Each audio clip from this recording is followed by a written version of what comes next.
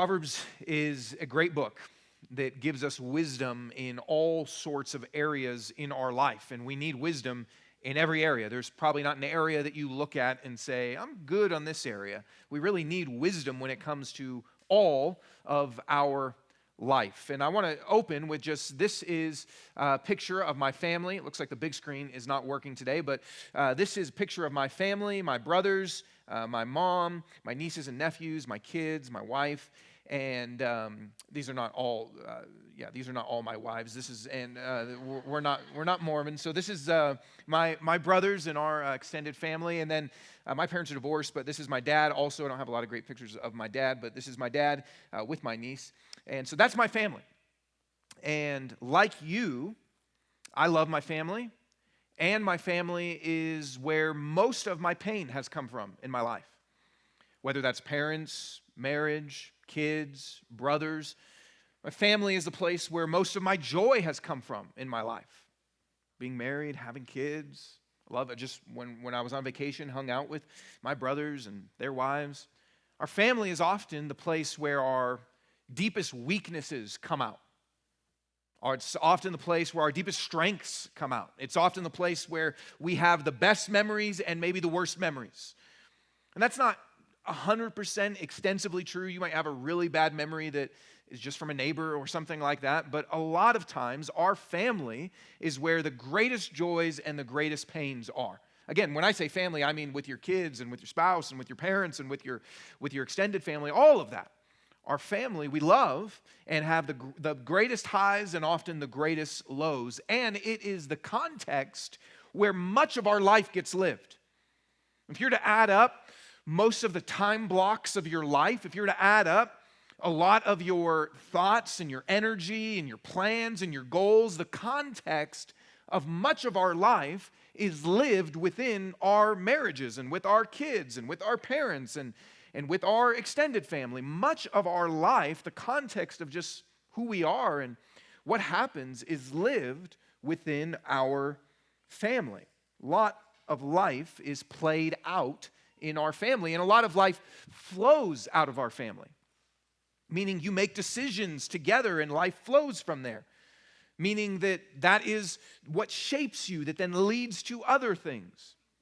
Much of our life flows out of our relationship with our family, and your family is the place, marriage, parents, kids, extended, your family is the place where you will be most shaped and where you will most shape others. It is the place where you will most have opportunity to grow with God. It's the opportunity, it's the place where you will most have opportunity to live out your faith and the different things that we are called to. Your family, all those different relationships, will be the primary context for much of your life. And who you are is who you are with your family. Who you are is who you are with your kids. Who you are is who you are with your spouse. Who you are is never disconnected from the family that you are in, that you have. You're not one person over here and then with your family, someone completely different. Who you are in your family is who you are. And we want to build our lives with God's wisdom. We want to, many of us want to, and are starting families, want to build strong families as we raise kids. Many of you are starting marriages or have been married for a while and want to build strong marriages. We have parents, and we want to build strong relationships with our parents, whether we are younger or as they age. Maybe you have grandkids and want to build strong relationships there. We want God's wisdom in our families. We need God's wisdom. There's a lot of false wisdom when it comes to family, when it comes to parenting and marriage and all sorts of other things. There's a lot of information that we can hear that won't actually help us, that won't actually lead to what it is that we need to have God's wisdom and thriving and joy that He desires for us. So we need something better. We need to see how God speaks into our family. And when I talk about family, and when we look at the book of Proverbs or look at the whole Bible, there's all sorts of things that we could talk about. There's things in Proverbs that talk about relationship between siblings. There's things that talk about relationship between child and parents. And there's all sorts of different kind of categories of family that we could speak about. But we're just going to focus on marriage and parenting and see how God speaks into those. And maybe you don't have kids, and maybe you're not married, or maybe you don't want kids or don't want to be married. And either way, God's wisdom will help all of us, whatever place that we are in.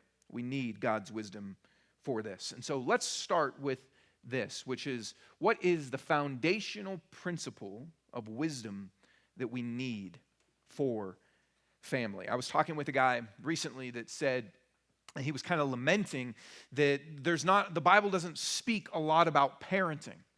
And he was kind of like, man, parenting's hard, and there's a lot of things we have to make, a lot of decisions we have to make, a lot of things we have to decide, and it's unfortunate that the Bible doesn't talk a lot about parenting.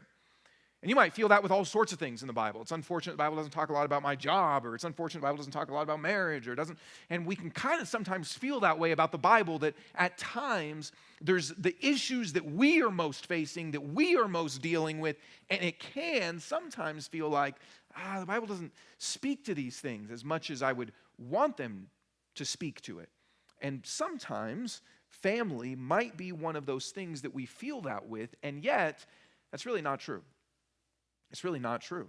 At the beginning of Proverbs, it says this, and I've shown you this verse many times. It says it at the beginning, and then it says it in chapter 9 as Proverbs gets into all these various topics. The first 9 chapters of Proverbs in some ways are building a foundation, then it leads into all sorts of various topics. But it says this: the fear of the Lord is the beginning of wisdom, and the knowledge of the Holy One is understanding.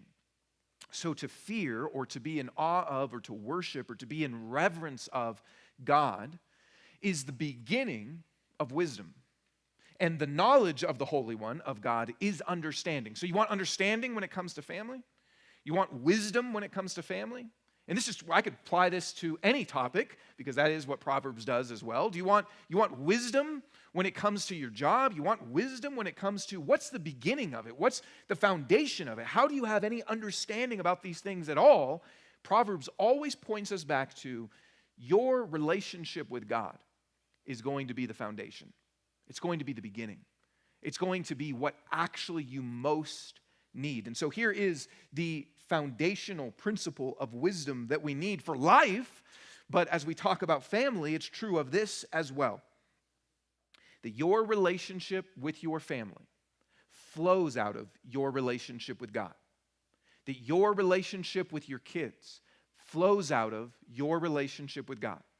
That your relationship with your spouse, your husband, your wife, will flow out of your relationship with God. If you want wisdom when it comes to any of your relationships, but any of your family relationships, if you want wisdom, what do I do in this situation? What does it look like to build, to have understanding? It will all start with and flow out of, first and foremost and ongoing, your relationship with God. There is no wisdom in your marriage. There's no wisdom in your parenting or in your relating to your adult parents. There's no wisdom unless it starts with your relationship with God. That is where it begins. So you can look at the Bible and say, I wish it spoke more about parenting or marriage or how I deal with my adult parents or all these different things. And you might not be able to find as many verses as you want, like an encyclopedia or just kind of a marriage book if you were to have, but it speaks tons to your relationship with God. The Bible speaks in many different places about what it looks like to relate to Him and what the life that He is calling us looks like. A couple examples. The Bible talks about the fruit of the Spirit, which means the evidence or what happens in our life as we are relating to and connecting with God's Spirit in us. Love, joy, peace, patience, kindness, goodness, gentleness, faithfulness, self-control. So that's not about marriage. That's not about parenting. But don't we need those things in our marriage and in our parenting? Don't we need those things in all of our relationships? And so our relationship of love, joy, peace, patience, kindness, goodness, gentleness, all those things, that flows out of, that's going to affect your parenting and your marriage, but that starts with you and God. Think about even just as simple, everybody knows this command that sums up all the commands in the Bible that we are called to do is to love the Lord your God with all your heart, soul, mind, strength, and to love your neighbor as yourself. If you were to love God with all your heart, soul, mind, and strength, that would affect your family. That would affect your marriage. If you're to love, what if you, I remember I heard this one time and it was very helpful, is instead of looking for parenting verses or marriage verses, what if you just said, I need to love my neighbor? What's all the things the Bible says about loving my neighbor? Oh, these are my little neighbors. This is if you can introduce your baby. Here's my new neighbor. That's your neighbor? Yeah, and my baby. I don't usually introduce my wife as my neighbor, but I could. And I'm to love my neighbor. Neighbors with benefits, that's what I normally say. So you are to love your neighbor as yourself, which includes your family, includes your spouse. There's all sorts of things that the Bible doesn't directly say about parenting or about marriage, but that it speaks to just about our relating with God, which then flows out into all of those other things. The foundational principle that we need is that our relationship with our family, our wisdom with our family, will flow out of our relationship with God.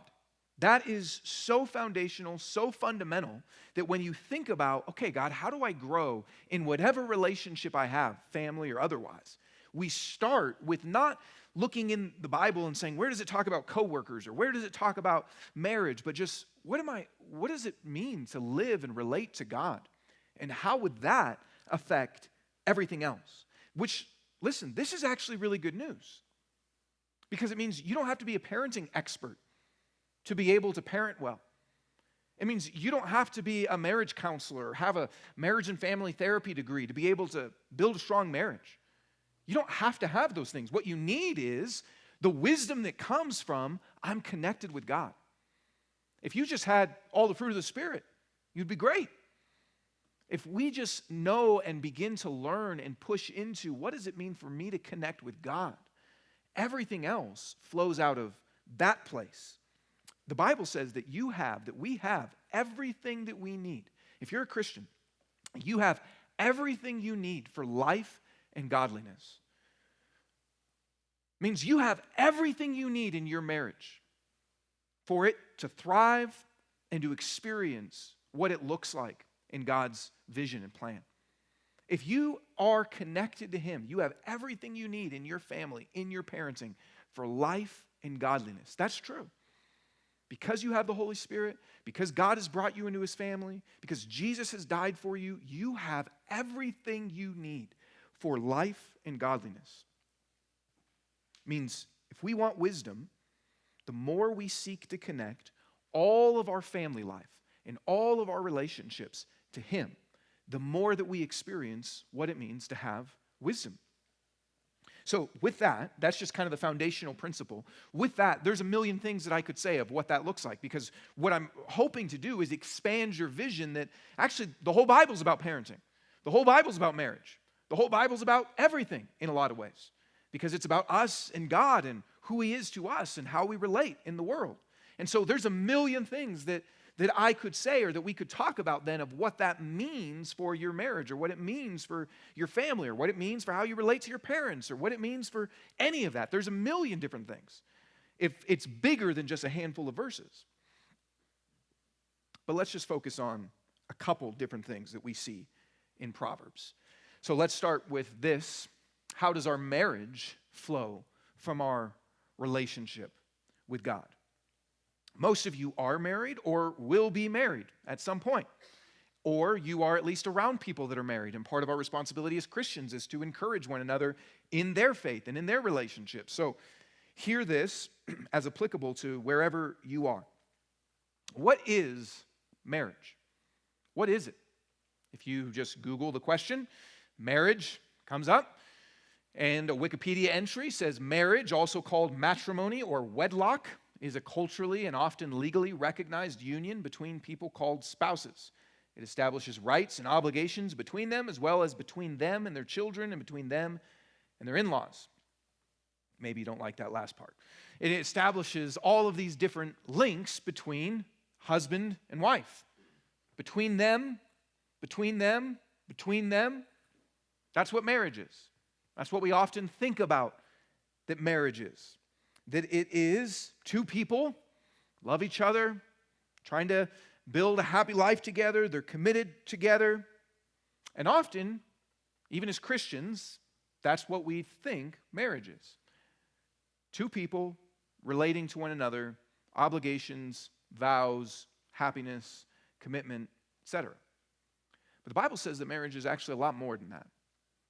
It's not just this relationship between two people. The Bible says in Proverbs that it's actually a covenant that we have with God. It says here, talking about wisdom and how it will keep a man from wandering away from his wife, it says, wisdom, it will rescue you from a forbidden woman, from a wayward woman with her flattering talk, who abandons the companion of her youth, her husband, and forgets the covenant of her God. So it refers to marriage here, not just as something between two people, but as a covenant that we have with God. That's very different from the Wikipedia entry that we had that says it's about two people and how those two people relate. Proverbs says, actually, it's a lot bigger than that. Marriage is a covenant that we have. Here it's speaking of the woman, but it's the same for the man, a covenant with God. That when you enter into a marriage, you are covenanting with another person, but you are also entering into a covenant with God. That's a very different understanding of what marriage is. It's not just two people interacting. It's saying us, two people, are making promises and vows to God. There's something that we are doing that is involving Him, that's bringing Him into it. It's not, this is so important and very different from how we often think. Marriage is not just about a husband and wife. It's not just about spouses. It is about God. It is about a covenant that we make with God. Oftentimes, we think that the strength of our marriage is going to be based on the strength of the relationship with the other person. So we think it's going to be based on how good they're doing. As long as they do these things, I'll be happy, we'll be happy. Or we might think it's based on just the strength of our interaction with one another. So oftentimes people say, what's the number one issue in marriage? People say it's communication. That's not true. Because what that means is the number one issue is how we relate to one another, how we react with one another, how we treat one another. I'm not saying those things are unimportant, but that's not the foundation. The foundation is it's actually a covenant with God, which means this. If you've been married for decades or you're just engaged, the strength of your marriage is tied to your relationship with God. The strength of your marriage is tied to who you see Him to be, how much you see Him. That is what the foundation, the strength, the wisdom principle of your marriage. And when it talks about a covenant is talking about two sides. A covenant says that this person promises things and this person promises things, and that bonds them in a relationship. And when we think about that marriage is a covenant with God, you know what that means? That God is involved in your marriage. And thus, the more you see who God is and what it is that He says in His covenant, that ties directly to the strength of your marriage. Do you see that God promises to be good to you? Do you see that God promises to be faithful to you? Do you see that God says, I am for you? If God makes a covenant with you, that is God saying all of these promises. I am always going to be faithful to you. I am never going to leave you. I am always going to be good to you. I am always thinking how I can love you and serve you and bless you. That's what it means that God has a covenant with us. And the more that we see that, the more that actually leads us to then fulfill our vows in a covenant to God, which flows out into our relationship with the other person. The strength of your marriage will be tied to how you see God.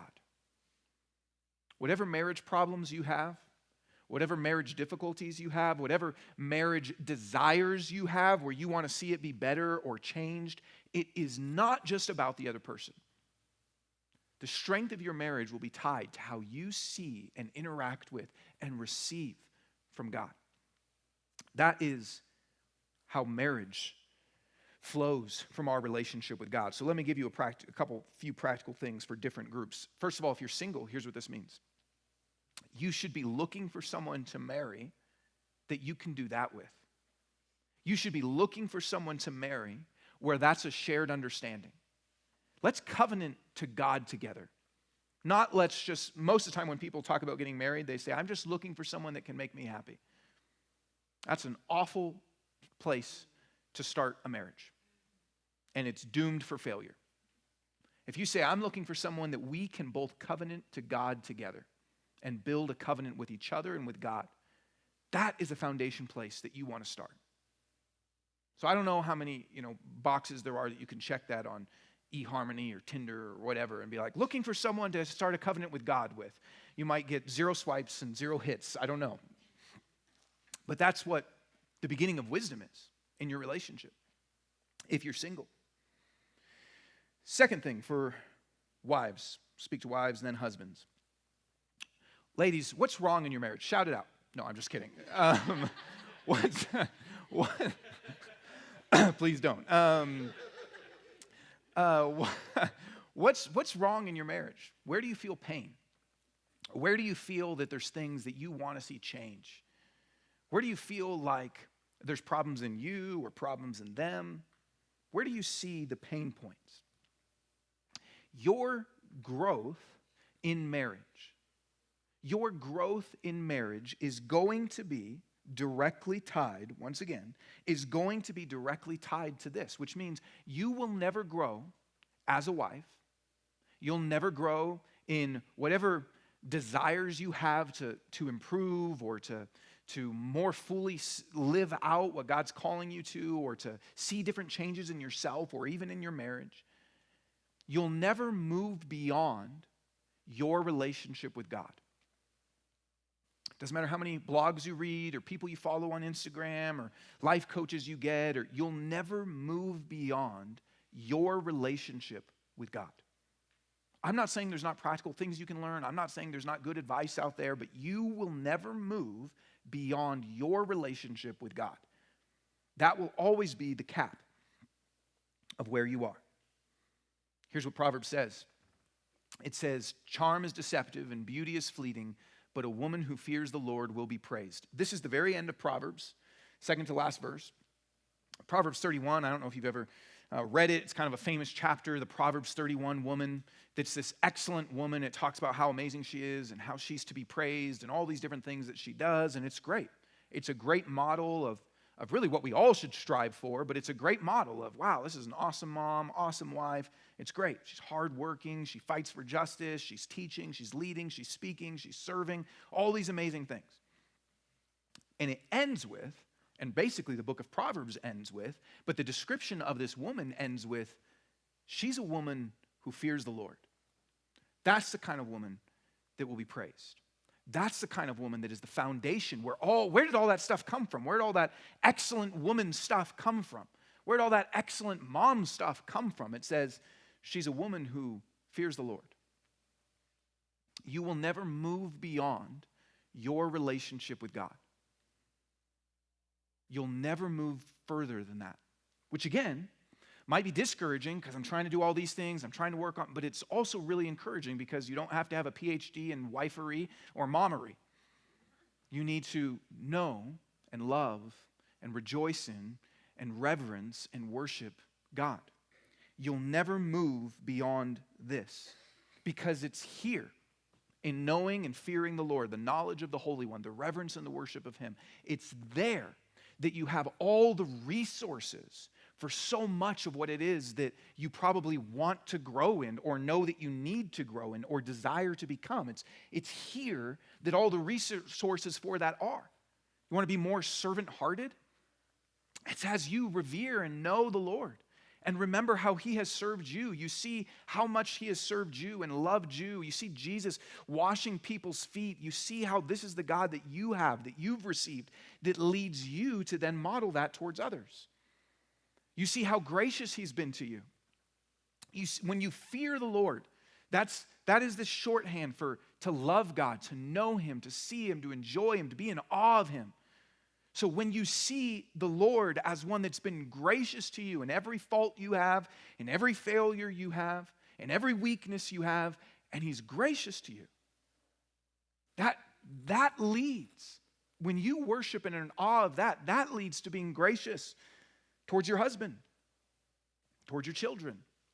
When you see his patience with you and you're in awe of it. Not just, to fear the Lord is an emotional thing, by the way.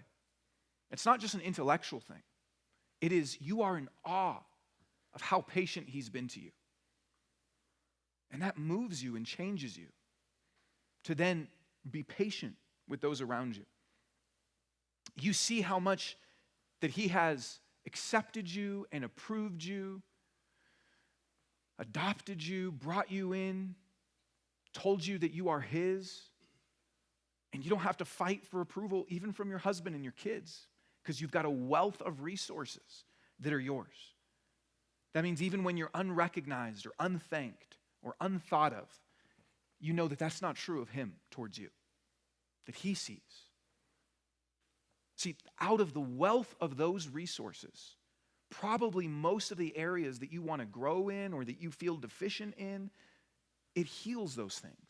It changes those things. You never move beyond this. Everything flows from that place. Husbands. Or let me just back up before I move to the husbands. Ladies, wives, is that your focus? Is that your goal? Is that what you're pouring your direction into? Is I want to grow in fearing the Lord. I promise you, if you do, you'll see changes. Husbands, how does your marriage relationship flow from your relationship with God? A couple verses I'll show you. First is this that says, a man who finds a wife finds a good thing and obtains favor from the Lord. I love that verse. A man who finds a wife finds a good thing. It's almost kind of dumb.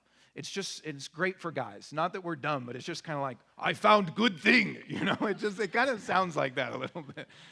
But it says, a man who finds a wife finds a good thing and obtains favor from the Lord, grace from God. That means, husbands, your wife is a gift from God. Your wife, you might not even know how you got her. That's what this verse also says. Where did she come from? I found her. It's a gift from God because apart from God, you wouldn't have found her. Going, where's a good thing? Where's a good thing? God says, here you go. Thank you. A man who finds a wife finds a good thing and obtains favor from the Lord. What if you looked at your wife as a gift? What if that was fresh? At one point, you probably thought that. Hopefully you do now, but if you don't, what if it was fresh in your mind? I have a gift from God. This was a gift. I found her somehow. I have a good thing. You can change your wife's name in your cell phone to good thing. I have a good thing. I have received favor from God. Wouldn't that, again, that's less just about you and her. It's understanding this is a grace gift from God. It's orienting it to God was involved. God gave this to me. God blessed me. God was thinking of me. God knew. Listen, this is so, I could preach for 2 hours just on this. It means also God giving her to you means he knew what you needed. Both the strengths and the weaknesses of her are the strengths and the weaknesses that you need.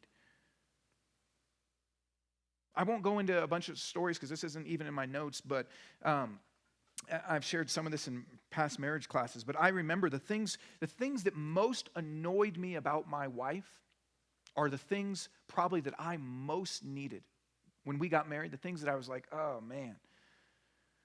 And now they're things even that I cherish and love and that have changed me and have strengthened me and have made me better because of her. And the same thing with her strengths. God knew what you needed, and it's from Him. And the more that you understand that, the more that you receive that, the more that you understand, this isn't just about me and her. This is God saying, I gave her to you. I knew you needed her. I've blessed you. And also implying there's a gift and a responsibility that we have then to steward that gift that He's given to us. It changes so much just to remember and understand. This isn't just some girl that I found. God is involved in this. And then, second verse, and I'm not going to focus on the first half of this verse. It's just, I had to have it in here because of the context. But it says, take pleasure in the wife of your youth, a loving deer, a graceful doe. Let her breasts always satisfy you. Be lost in her love forever. That might be your new life verse. Why, my son? No laughs. Okay. Why, my son, would you lose yourself with a forbidden woman or embrace a wayward woman? For a man's ways are before the Lord's eyes, and He considers all his paths. It's saying you should be enjoying your wife and not going after another woman. Why? Well, there's obviously all sorts of reasons why, but He says this. Here's the reason. A man's ways are before the Lord's eyes. He considers all his paths. That's saying God is involved. God's present. It's not just you and your wife. God is involved. He is, right now, you could just insert your name in here. Caleb's ways, that's me, are before the Lord's eyes. He is considering all of Caleb's paths. You can put your name in there and say that God, right now, all of your ways with your wife, all of the ways you interact, that's all before God. He's involved. He's present. He's observing. He cares what's happening. So He's not just saying, be a good husband. He's not just saying, here's what you're supposed to do as a man. He is reminding us of our relationship with God. That changes things. When we understand that a wife is a gift from God, and we understand that our marriage is actually something that God's heavily invested in, that God is considering, that God cares about, that God's involved in, it makes it so they're not just marriage issues. They're you and God issues. So husbands, our call towards our wives is to treat them, and I don't mean them as in you have plural wives, but our call is to treat our collective wives as God has treated us. Our call is to treat them as a gift from Him and something that He deeply cares about. What if you said, this isn't only my wife, this is God's daughter? How would that change how you interacted with her? What if you said, this isn't only my wife, this is a gift that God has given me to steward? You know, the word husband originally, its connotation means to cultivate. It's like a gardener, which is really what our calling is with our wives, husbands. It is that your wife, over time with you, should bloom and flower to be more excellent because of you. Is that true? If you were treating her as this is a gift from God and God's involved in all of this and God cares about all of this, if that was our mindset, to the degree that that was true, it would happen. That we would be saying, so how do I steward? How am I responsible for her? How do I help her to flourish in all that she is designed to be? Husbands, that's our call. So when you look at your marriage, is that true? Is your wife flourishing, thriving, treated as this gift? Here's what I want you to commit to me. Husbands, ask her about that today. Say, how are you doing? Are you flourishing in life right now? What are the problems? What are the pain points? How can I help you to flourish as a gift that God has given to me? Ask her about that today. Commit to God, to your wife, to build her up. That's our calling. That flows out of your relationship with God. That you understand you're a man responsible before Him. That you understand His grace in blessing you with a gift. It flows out of even your understanding of who He's been to you. And how He's been good to you and gracious to you and loved you and served you and is intentional with you to build you up. And the more we see that as men, the more we let that flow into our wives. So, as we see our covenant with Him, and as we see that marriage is a covenant with Him, it becomes something that is not just for us or that's between two people, but is something that is focused on God. Second question, how does our parenting flow from our relationship with God? And there's a lot of things that Proverbs says about parenting. It's got lots of great stuff that we could talk about, but I just want to focus on one key verse that really stood out to me these last couple weeks. It says, "In the fear of the Lord, one has strong confidence, and his children have a refuge." The fear of the Lord is a fountain of life, turning people away from the snares of death. So the context of this verse is implying that there's a lot of things that we might have fear about. There's a lot of things that we might be afraid of. I don't know what you're afraid of. Might be money issues. Might be just fear of the future in general, what's going to happen. Might be work issues. Might be the economy. It might be your relationship. There's all sorts of things. It might be your health. Maybe it's doubts even in your faith. Maybe it's all, I don't know. We can go on and on. I don't want to list your mind with too many fears. Often we try to overcome those with learning. Okay, if I can learn the right thing, I can overcome this. Or, okay, if the issue that I'm afraid of is finances, then maybe I can save. Or if the issue is health, then, okay, how do I fix that? How do I kind of work on my health? Or maybe we try to overcome it with just a deeper confidence in ourselves. Here's these things I'm afraid of, but I know I have what it takes. I know I can do it. It's all sorts of things we try to overcome our fears with. But this verse says a strong confidence is available to you. That in the fear of the Lord, one has a strong confidence. That there is available to you a strong confidence that whatever you're facing right now in life, whatever things are in front of you, whatever might incite some sort of fear or anxiety or perplexity or confusion, whatever is kind of there, it says available to you is a strong confidence. Not a weak confidence, but a strong confidence that is available to you in the fear of the Lord. Now think about how fear works.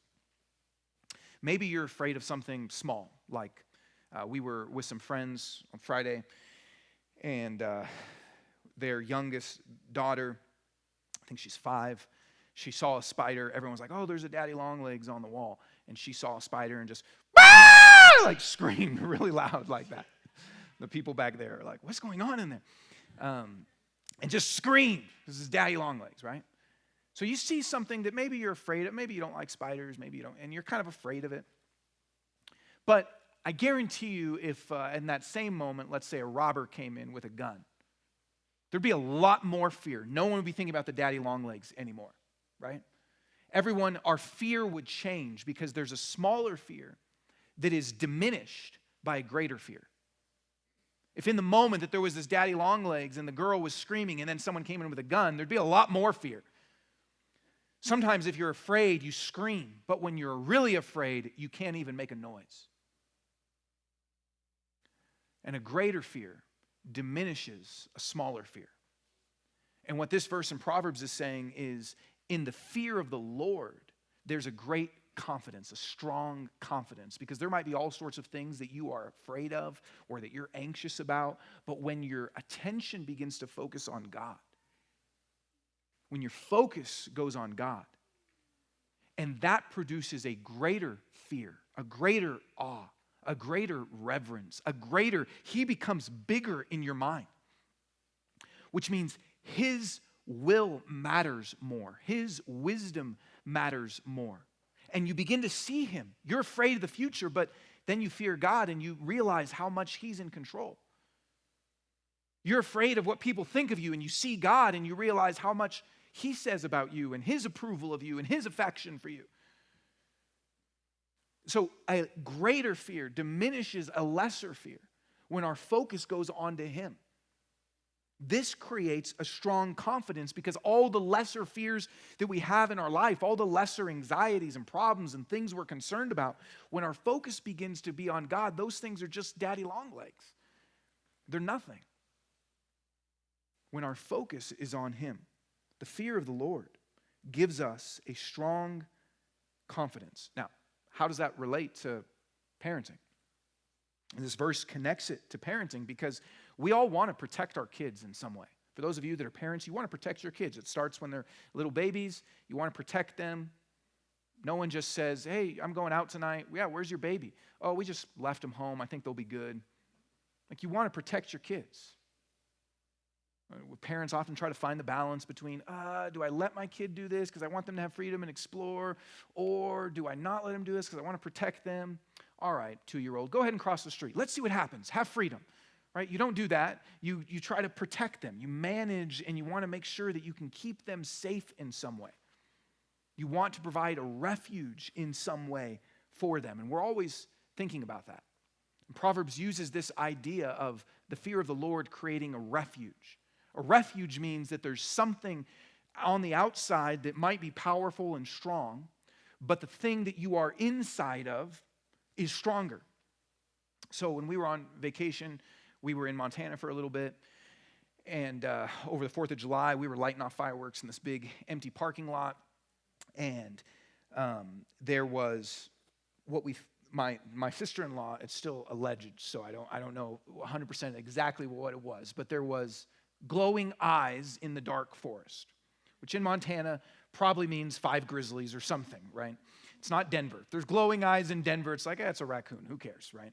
But in Montana, when there's a forest and there's glowing eyes, she thought she saw a cougar. She said, there's a mountain lion, there's a cougar there. And I was like, I don't see it. I can't see it. And then I did see something kind of dart forward, not all the way out of the forest into the parking lot we were in, but kind of darted forward. And I was like, okay, all the kids get in the car. So all the kids of all those kids that you just saw, all of them got into my Explorer, packed in there. They didn't even know what was going on. I didn't explain it. I said, get in the car, shut the doors. That's a refuge. Something on the outside, the cougar's not going to be able to come up to the Explorer and open the door and come in. I don't think. It's not Jurassic Park, right? It's something on the outside that protects you inside, because the outside is stronger than whatever's, the refuge is stronger than whatever you're facing on the outside. So here's what Proverbs says. It says, you need to fear the Lord, parents. And when you fear the Lord, that creates a strong refuge for your kids. That you fearing the Lord actually creates the protection from all the different dangers that your kids might face. It can protect them from physical dangers, emotional dangers, spiritual dangers, all sorts of things. Because you fearing the Lord is stronger than whatever is on the outside. That's what Proverbs gives to us. In the fear of the Lord, one has strong confidence, so you have a strong confidence, and his children have a refuge. So it's not just when your children fear the Lord that they have a strong refuge, that would be true, but it's that as you fear the Lord, your relationship with God, your awe of God, protects them and creates a refuge for them. You want to protect your kids? There's a lot of things that we should protect them from. But this is the most important. This is what matters most. There's a lot of help and a lot of protection that you want to probably give to your kids. You want to teach them certain lessons. You want them to love certain things that you love. You want to help them, pick a spouse or pick a job. There's all sorts of things that we want to help our kids with. But this is the most important thing that you can do for your kids. It's not, listen, this might change a little, just tweak a little bit of your thinking. The most important thing that you can do for your kids is not give them a relationship with God. Let me say that again. The most important thing that you can do for your kids is not that you give them a relationship with God. Rather, it's your relationship with God. That's the most important thing you can do for your kids. Your relationship with God, your fear of the Lord creates a strong refuge for them. Let me just show you sociologist Christian Smith. He's, I'm not sure exactly where he is now, but when he was doing these studies, he's very famous sociologist that's done all sorts of religious studies with youth out of Notre Dame. And he says this in one of his key works. He says, the empirical evidence is clear. In almost every case, no other institution or program comes close to shaping youth religiously as their parents do. Not religious congregations, youth groups, faith-based schools, missions and service trips, summer camps, Sunday school, youth ministries, or anything else. Those influences can reinforce the influence of parents, but almost never do they surpass or override it. What makes every other influence pale into virtual insignificance is the importance, or not, of the religious beliefs and practices of American parents, their beliefs, their practices, in their ordinary lives.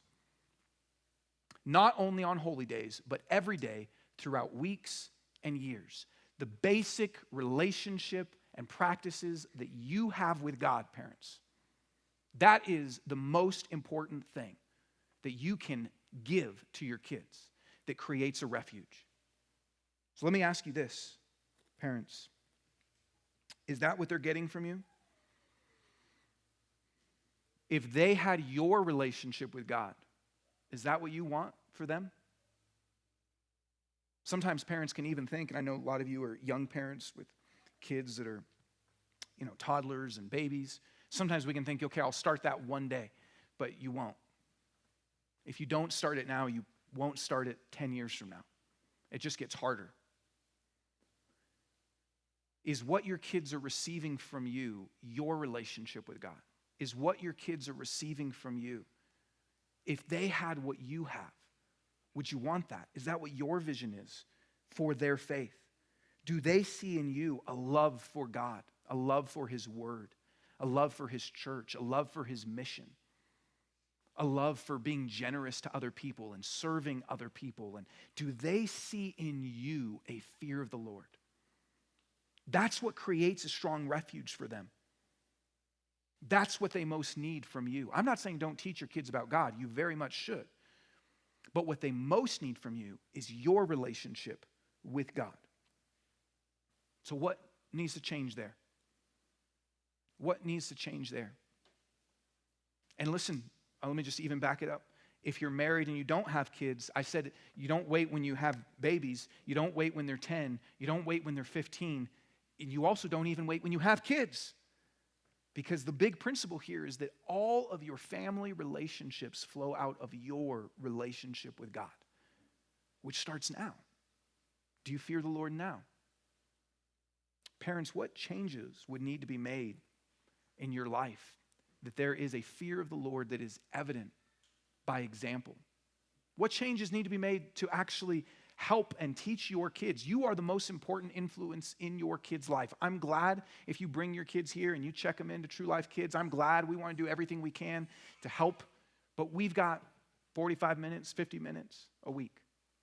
You've got all of their life. You matter the most in their life. One specific thing I would encourage you parents to do, if you're not already, is to, as much as you can on a nightly basis, however old they are, whether they're in the womb or they're 19 and still living at 25, still living at home, however old they are, is to have a nightly time that you are reading the Bible or good Christian relevant age resources together. Jesus, our Father, God, the Holy Spirit, as we know God, as we know Him, that is what all of our relationships will flow out of.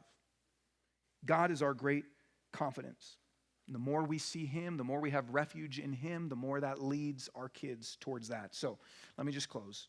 We all have family. And much of our life and most of the context of our life is going to be lived within our family. Greatest joys, greatest strengths, greatest weaknesses, greatest sorrows, oftentimes is going to be in our family. You know that. You've felt that. So how do we get the wisdom that we need? It flows out of not just focusing on those aspects and those things, but it flows out of our relationship with God. What if your marriage flowed out of a strong relationship with God? What if your parenting flowed out of a strong relationship with God? What if, for those of you that are kids, and we all are kids, what if our relationship with our parents, whether they're adult parents, or what if it flowed out of our relationship with God? This is what we need for wisdom. When we take communion, what we are remembering, and we're going to take, if you didn't grab a little cup on the way in, you can grab one. When we take communion, what we're remembering is what Proverbs says when it says that wisdom comes from the knowledge of the Holy One. It comes from the fear of the Lord, from knowing Him, understanding who He is. And we take communion, we're remembering who He is. We're saying this is who the Holy One is. He's the one that gave His body for me and it was broken. He's the one that gave His blood for me and His blood was shed. This is who He is. A gracious God that has made a covenant with me. A gracious God that forgives every failure as a husband, as a wife, as a mother, as a father, as a son, as a daughter, as a brother, as a sister. Forgives every failure through His blood on the cross. His covenant with me. We're reminded who this person is that would serve us and die for us and take on our flesh and understand us. We're reminded and should be in awe of who He is to us. And the more that that becomes real to our hearts, the more that we take that in and digest it, the more that our family relationships flow from there. So as you take communion, take a moment, confess where the Holy Spirit has convicted you. Rejoice where you see the goodness of God to you as a refuge, as the one that makes a covenant, as the one that forgives all our failures. And ask Him to help you to let your relationships flow from this place. I'll be in the back if anyone would like prayer for healing or any other thing related to this or otherwise. And I'll close in prayer and then we'll respond in a few songs. Father, I thank You for Your grace to us. I thank You that You have given us these relationships. And God, there's probably hurt and pain even now in this room in our families. Whether that's with our kids or with our spouses, there's probably, God, hurt and pain that we have. Whether that's a hurt and pain where we see our failures, or it's a hurt and pain from the way that we are treated, or a mix of all of that. God, there's hurt and pain, and I thank You that You are involved, that our family life is not disconnected from our faith life, that our family life is not disconnected from You. It's not true that You don't speak into these things. You speak abundantly into them. It means You're involved. It means You care. It means You are present. And so I pray, God, that even now You would be speaking to us, leading us, and reminding us of who You are. In Your name, Jesus.